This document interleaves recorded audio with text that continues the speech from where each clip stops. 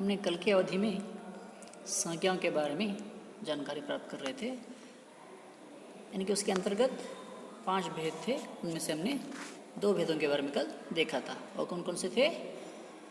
व्यक्तिवाचक संज्ञा और भाववाचक संज्ञा। आज के इस अवधि में हम बचे 3 भेदों के बारे में समझेंगे: जातिवाचक संज्ञा, द्रव्यवाचक संज्ञा और समूहवाचक संज्ञा। सबसे पहले हम जातिवाचक संज्ञा के बारे में देखेंगे। उसका डेफिनेशन यह है कि जो शब्द एक ही जाति के विभिन्न व्यक्तियों, प्राणियों, स्थानों एवं वस्तुओं का बोध कराती है, उन्हें जातिवाचक संज्ञा कहते हैं। उदाहरण के लिए गाय।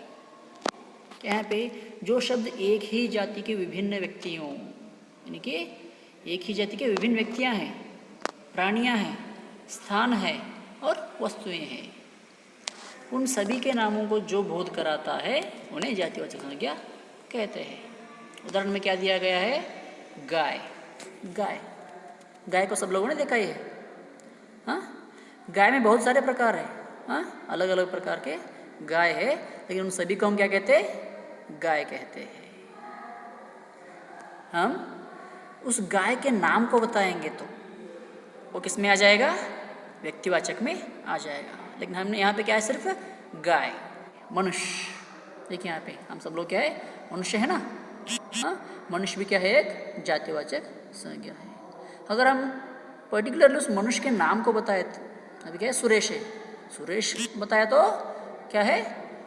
वह व्यक्तिवाचक संज्ञा है। लेकिन मनुष्य बोला तो क्या है? एक जाति है। मनुष्य की जातियाँ, आदमी, औरत, ये सब है ना, ये सभी क्या है?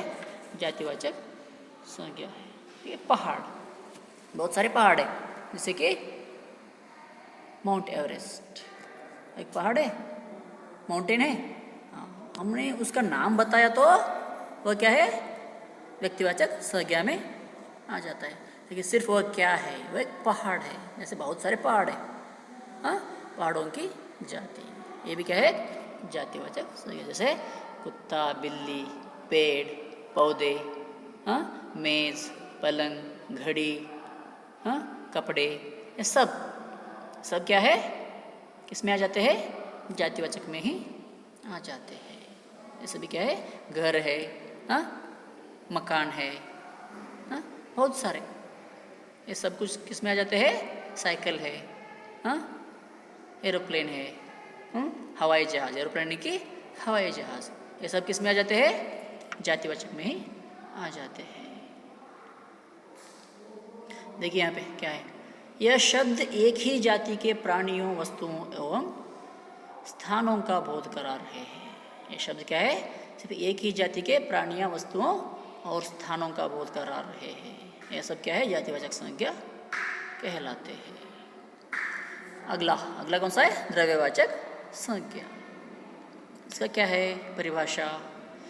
जिन संज्ञा शब्दों से किसी पदार्थ या धातु का बोध हो उन्हें द्रव्यवाचक संज्ञा कहते हैं। जिन संज्ञा शब्दों से, जिन शब्दों से किसी पदार्थ, हाँ, पदार्थ या धातु, यहाँ पे अपने दिमाग में 3 रखिए।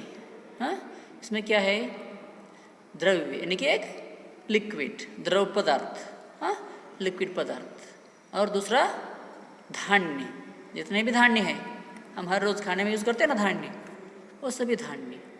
और खनिज पदार्थ, जितने भी खनिज पदार्थ है वह सब। उदाहरण के लिए देखिए यहाँ पे क्या दिया है?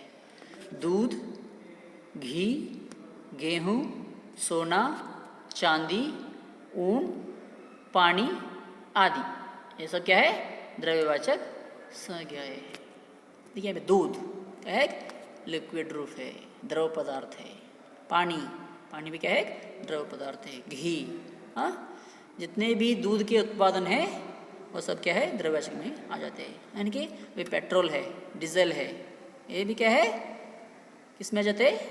द्रव्यवाचक में आ जाते हैं। गेहूँ, खाने की चीज़, हाँ, गेहूँ, ज्वार, हाँ, ये सब।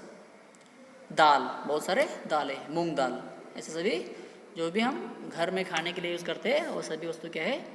द्रव्यवाचक में ही आ जाते हैं। सोना, चांदी, यह क्या है?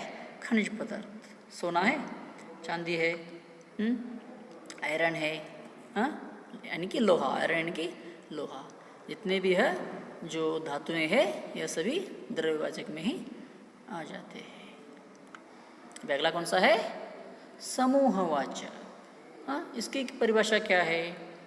जो शब्द किसी समूह या समुदाय का बोध कराते हो। जिन शब्दों से हमें किसी समूह या समुदाय का हमें ज्ञान प्राप्त होता है, उन्हें समूहवाचक संज्ञा कहते हैं। उदाहरण के लिए भीड़, मेला, कक्षा, समिति, झुंड आदि। यहाँ पे भीड़, भीड़ यानी कि क्राउड, यहाँ पे बहुत सारे लोगों के जो समूह रहता है उसे भीड़ कहते हैं। यहाँ पर बहुत ही भीड़ इकट्ठा हुआ है।